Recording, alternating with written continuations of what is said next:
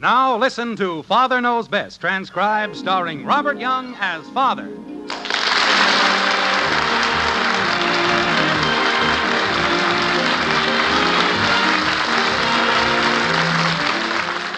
Welcome to Springfield and another half-hour visit with the folks in the White Frame House on Maple Street. Sit back and enjoy life with the Andersons, Kathy, Bud, Betty, Margaret, and Jim, as the head of this typical American household again sets out to prove that Father knows best.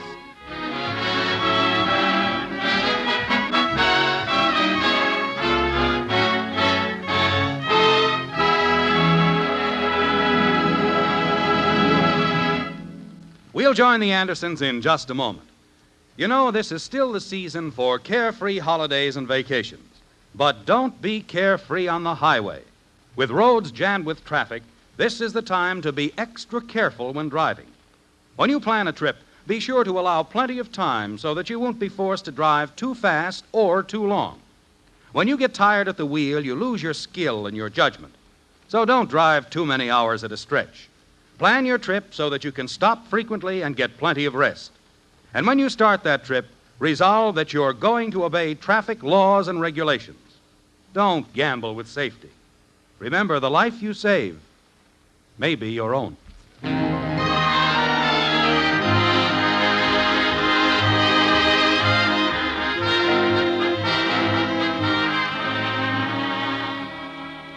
We once knew a man who was extremely wealthy, and he had a wonderful system for acquiring money which we think will interest you.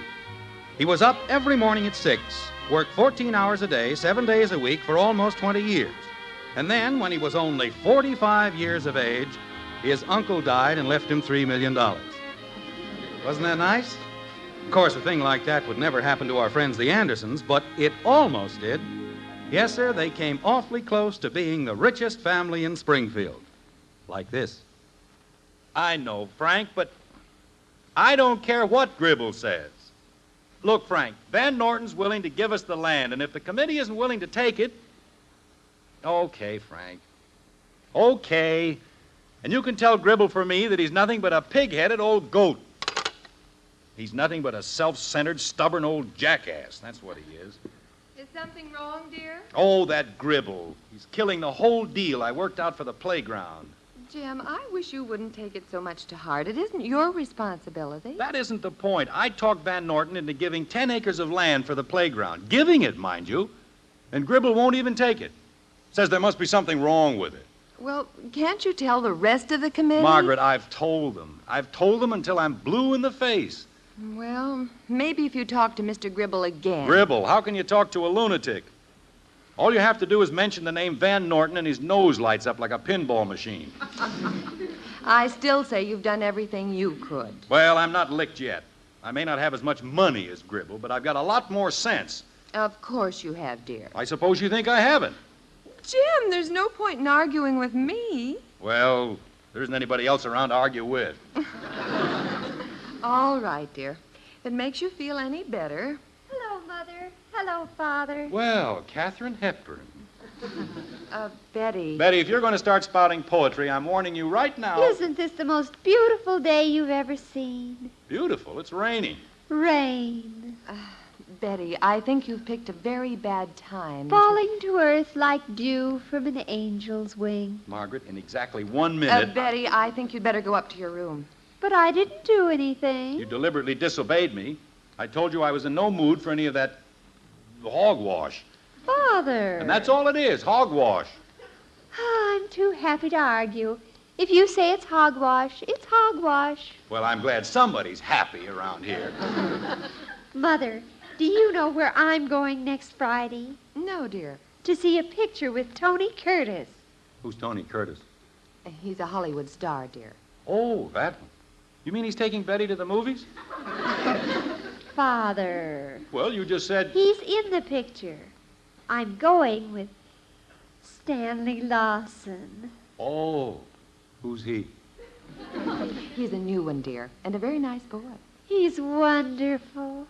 Now I know what they mean by 9-day wonders. Betty's boyfriends. Aren't they, though? Hi, everybody. What's cooking? Oh. Jim, now what is it? Why does everybody have to be so Happy. Boy, when you hear what we're gonna do. Hello, Bud. Joe Phillips and I bought a half interest in a corn popper, and we're gonna clean up. Hello, Bud. We're gonna set up a stand outside the movies and sell popcorn to all the kids. How's that for an idea? Bud. And all we have... What? I said hello. Oh. Hi, Dad. And all we have to do is find some place to plug it in. Plug what in, dear? The corn popper. What corn popper? The one I bought with Joe Phillips. You see, we bought a half interest in a corn Bud, popper. don't you know when you're being kidded? About what? The corn popper. What corn popper? Oh, no. Oh, gosh, I don't see anything funny about our corn popper. All I said... All right, Bud. Just forget the whole thing. But I can't. I have to supply the salt. You have to supply what? Daddy! Mommy! Oh, dear. Now what? I was elected, Mommy! I was elected! Well, if it isn't William Jennings Bryan. Kathleen, how many times have I told you? Daddy, I was elected! Isn't it wonderful? All right, now, just calm down. Take it easy. I was elected! Kathy, to what were you elected? I'm the treasurer. They had an election, and I'm the treasurer. The treasurer? Say, Kathy... Bud, not the first day.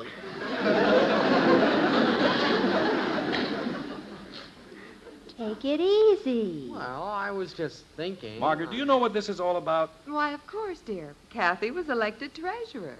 Margaret, of what? My club, Daddy. The little vultures.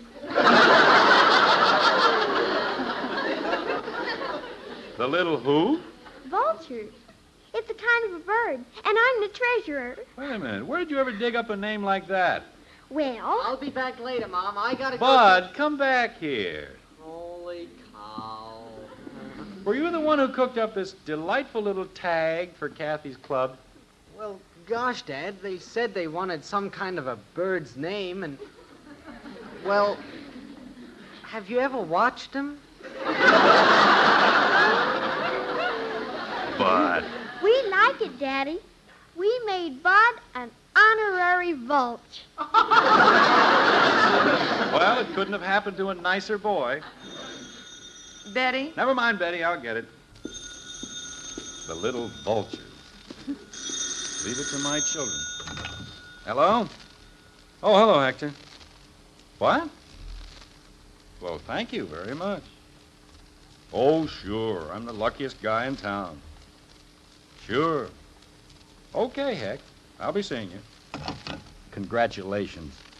If there ever was a guy who needed congratulations less. Who was it, Jim? Hector Smith. He wants to extend his heartiest congratulations. Isn't that nice? About what, dear? He didn't say. Maybe he heard about me. He's known about you for years. Believe me, that isn't what he meant. Jim, I won't be able to sleep a wink all night. Why don't you call Hector back? Well, I guess I won't have to. Maybe this time our dear friend Hector will let us in on the joke. Some joke. Hello, Heck. Oh, George. I'm sorry, George. You see, Heck called a minute ago, and I thought... Well, thank you, George, but I don't know what... George. No, we're not having any celebration. We don't even know... George. Hello, George. Oh, fine. Was it Hector? No, it was George Phillips, and he's very happy for us. What on earth do you suppose it means? I don't know, but if those guys are having a good time at our expense... I'll get it. You stay where you are. I'll find out what this is about if it takes all night. And if that's the kind of friends I've got... Hello? Hello? Jim, it was the front door. Oh. Get a man so mixed up he doesn't know what bell is ringing. After a while, I'll probably hear bells when nothing's ringing. Yes? Mr. Anderson? Yes? My name is Ford. Richard Ford, of the legal firm of McGonigal, Bristol, and Finch. Oh? Well, come in, Mr. Ford. Mr. Ford. Thank you very much. Why don't we go into the den? Jim, if that's the paper boy, tell him I'll pay him next time. It wasn't the paper boy, honey. Oh, is that Mrs. Anderson? Yes, she's in the living room, but... Well, why don't we go in and tell her the good news? What good news? All in good time, Mr. Anderson. All in good time.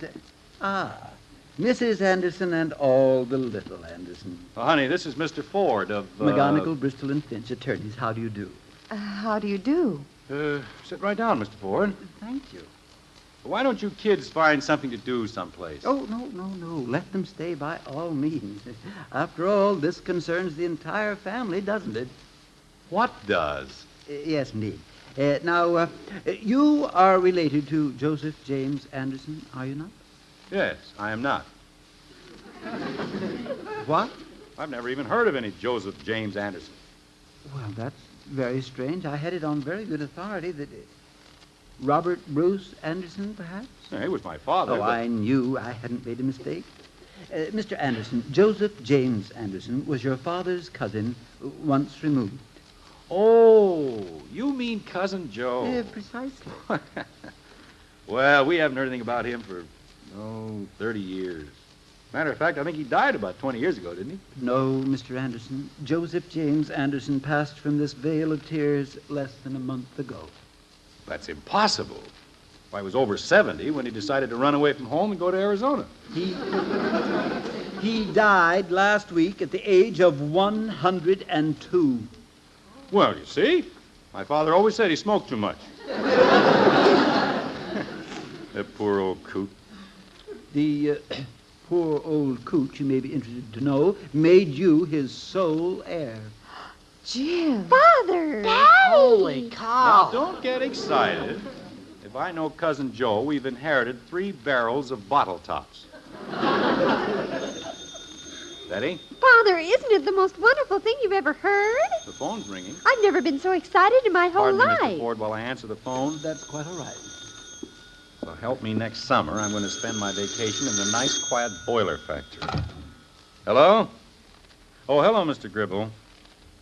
Well, thank you very much. Now, about the Van Norton land, well, naturally, Advice about what investments? You want my advice? Well, if you think I'm qualified to... All right, J.P. At 12:30 tomorrow. See you then. Goodbye. He wants my advice? Jim, we're waiting for you. That was Mr. Gribble, honey. He wants me to give him some advice on his investment. Let's talk about it later, dear. Mr. Ford wants to tell us about the inheritance. Why don't you sit down, Father? Here's a cushion, Daddy. Want me to get your house slippers, Dad? Look, I just finished telling you not to get excited. I know Cousin Joe, and he never had a dime in his whole life. That may be true, Mr. Anderson, but if you'll be good enough to sign this retainer, I shall be happy to tell you about the estate. Well, okay. What is it, 4 barrels of bottle tops? It is a 15,000-acre cattle ranch, Mr. Anderson. A ranch? 15,000 acres? With a possible value of $9 million. Jim! Father! Gosh! Boy. Holy cow!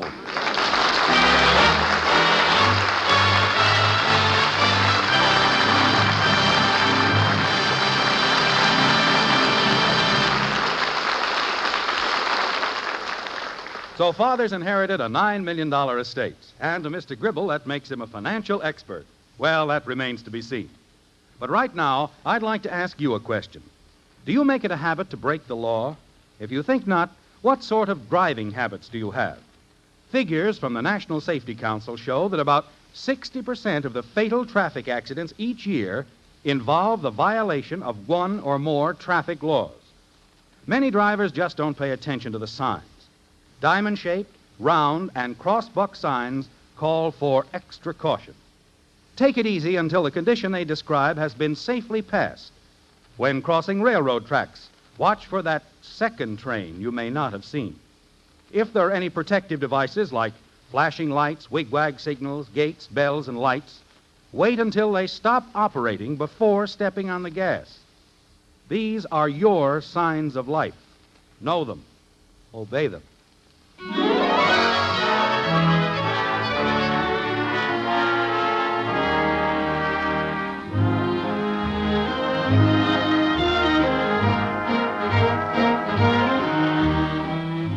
A week's gone by, and the white frame house on Maple Street hasn't changed a bit. There's another rainstorm in progress, the same slippery spot on the porch that Jim's going to fix next Sunday. Everything's just as it's always been, except for the people. Yes, the Andersons have changed a little, I'm afraid. Not much, but a little. Like this. Well, that's fine, Frank. Oh, sure. Well, it really wasn't anything, Frank, but... Well, that'll be fine, Frank. Sure, Wednesday's as good a night as any. Okay, Frank. You bet, Frank. Yeah. Good night, Frank.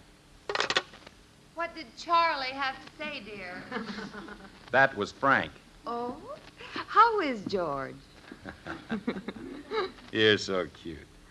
It may interest you to know, Mrs. Millionaires Anderson, that your husband is being given a testimonial dinner next Wednesday. No. Yeah. Why, Jim, how perfectly wonderful. What for?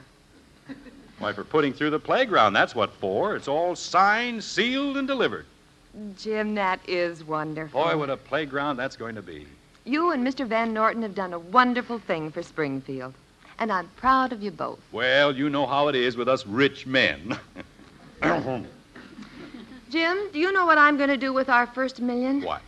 I'm going to buy Bud some new socks. Good for you. I have never seen a boy so hard on socks in my whole life. Look at that. Honey, speaking of millions, Yes, dear. don't be too surprised if Cousin Joe's ranch comes to less than Mr. Ford said. Oh, I was only joking, dear. I know, but when he said 9 million, that was only if each acre was a whole unit. It might be a whole lot less. I didn't understand that very well, Jim. What was that unit business? Well, it's very simple, honey. In the cattle country, a unit is the amount of land required to feed a cow and her calf for 1 year. That's the way they figure. And that's worth $600. Roughly. Then why do they say it might be less? 15,000 times 600. Margaret, we aren't sure about the land. Maybe an acre won't feed a cow and a calf for a year. It might take 2 or 3. Jim, really? Well, it might.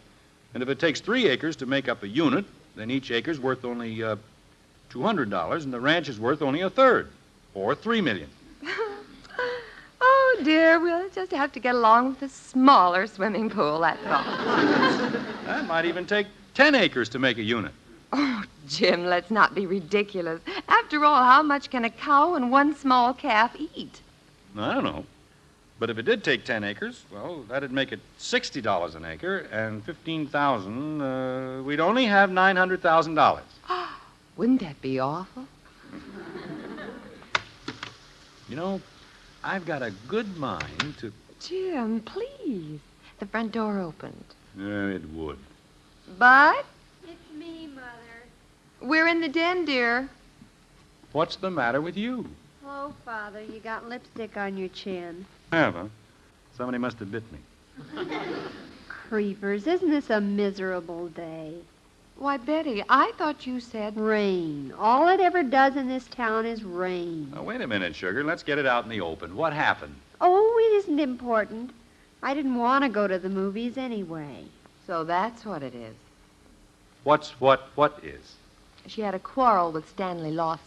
I didn't either. It's all Father's fault. My fault? What did I do? He liked me when we were poor, but just because you had to go get $9 million. Now, wait a minute. In the first place, we weren't exactly poor.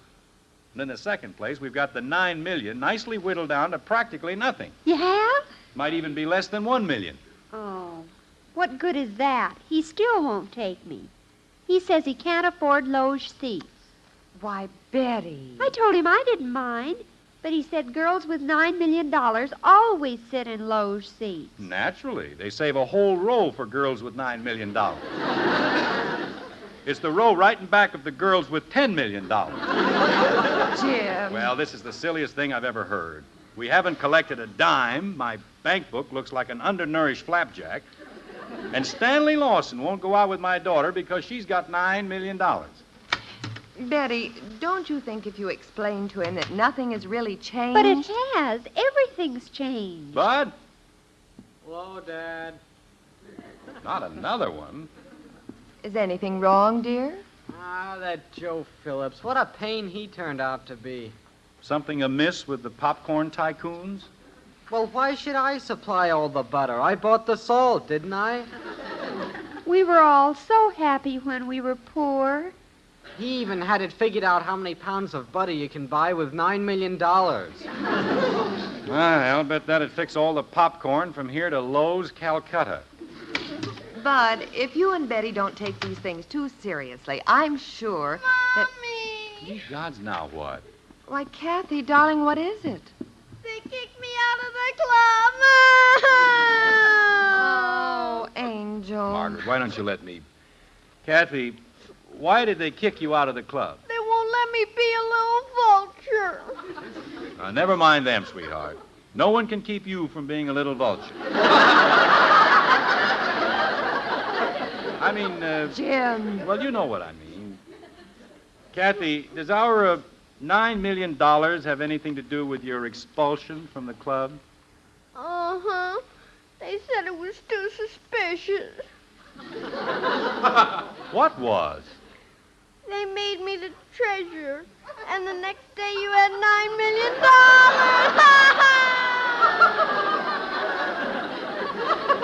I don't know. And they said I couldn't ever be the treasurer again, and I had to give back the whole 13 cents. We're outcasts. That's what we are. Nothing but social outcasts. Fine. Tell us all about it right after you answer the phone. No, Jim, wait. Betty, why don't you take Kathy upstairs and get her cleaned up? Okay. Come on, Blabberface. Oh, Betty, I was so happy being the treasurer. Bud, the phone's ringing. You want me, Dad? Where did you go? All of a sudden, I got hungry. You want me to answer the phone? No, never mind. Either they all answered at once or they let the darn thing ring for an hour. Well, keep your shirt on. I'm coming. Hello. Well, hello, Heck. No, we were just sitting around having fun. I can't hear you, Heck. Sorry about what bad news? We haven't heard anything about any... Heck. Okay, Heck. Sure, if it'll make you happy, I'll keep the lower lip stiff, too. And thanks for calling, Heck. Goodbye. Gloomy character. Sounds like he just took a walk through a haunted house. Who was it, Jim? Hector. He heard the sad news, and he's very sorry. What sad news? You don't suppose he's the field secretary for the Little Vultures, do you? Every time something happens to Kathy and the Vultures, Heck's on the phone. Oh, my aching ear. Why don't you let me get it this time? No, I'll carry through to the bitter end. Better Mousetrap Anderson, that's me. One more trip to the phone and I get permanent possession. Hello. Oh, hello, George. Oh, thank you very much, George. Goodbye, George. This can go on all night. What did George want, dear? Oh, same thing. Bad news. Keep a stiff upper lip. Pip, pip, tally-ho. Well, the least you could have done was ask him what bad news. And play straight for those two practical jokers? Margaret, I'm surprised. You've known Heck and George as long as I They have. were both perfectly sincere last time, Jim. Say, that's right. They were, weren't they? Maybe I'd better call them back. Jim, this time it's the doorbell. Thank you very much. Treat a man like he needs a seeing-eye door opener. Oh, hello, Mr. Ford. Well, Mr. Anderson. We were sort of hoping we'd hear from you. Come on in out of that rain. Thank you.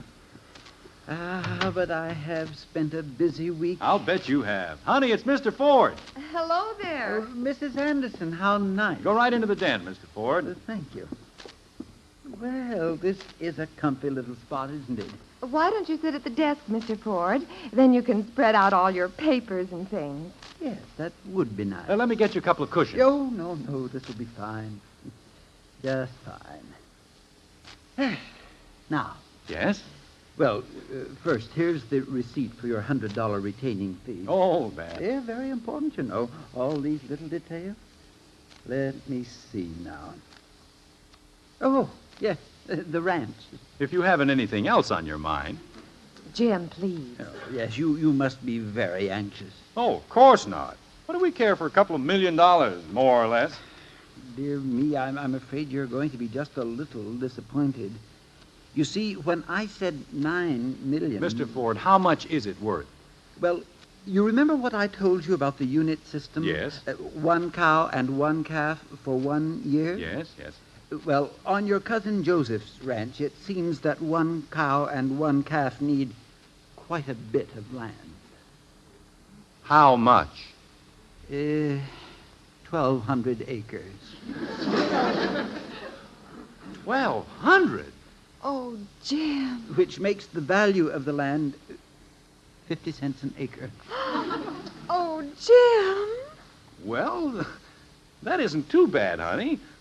We'll have a ranch to go to every summer, and all it cost us is the $100 we gave Mr. Ford. Mr. Anderson, as your legal advisor, may I suggest that you just forget the whole thing? Forget it? Yes, you see, the land is only worth $7,500. Well, what's wrong with $7,500? Nothing, except that we found a bill for $8,200 in back taxes. Oh. Oh, no.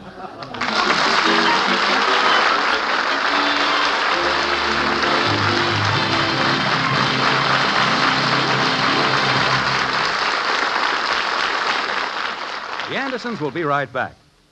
Did you ever hear this familiar phrase? I didn't know it was loaded. That's a pathetic excuse, isn't it? But what about this one? I didn't see the train coming. That excuse is loaded with tragedy. The National Safety Council asks motorists to consider these facts. About half of all train-car collisions happen in daylight. 2/3 happen in clear weather. 1/3 of them happen at crossings protected by gates, lights, bells, or watchmen, as well as the road signs. Do these facts point out to you that many drivers are careless, thoughtless, daring, or impatient at grade crossings? What about your own driving? Do you always watch for those crossing signs, the signs of life? Do you always think there may be a train coming? Do you slow down and look well to be sure? Is life worth a little extra care at a crossing? Think it over. The life you save may be your own.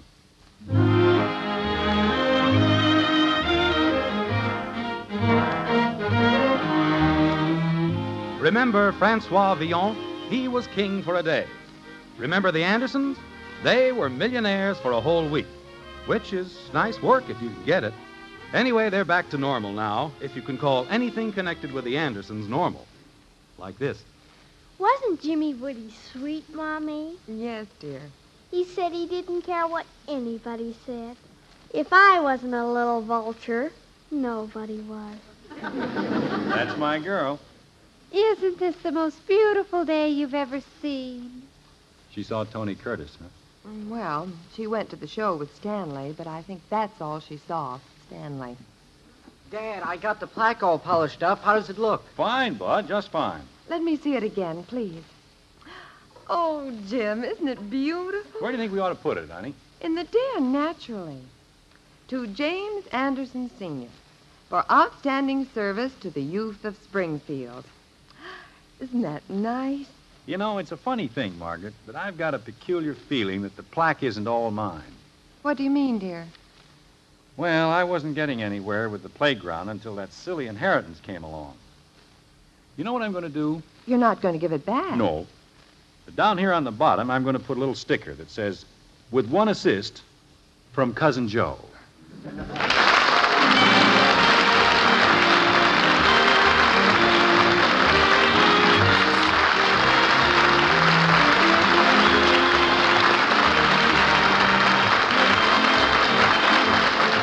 us again next week when we'll be back with Father Knows Best, starring Robert Young as Jim Anderson. In our cast were Jean Vanderpyle as Margaret, Rhoda Williams, Ted Donaldson, Helen Strome, Parley Bear, and yours truly, Bill Foreman.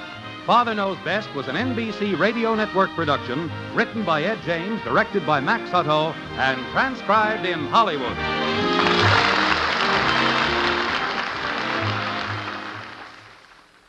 It's more adventure with Counter Spy tonight on NBC.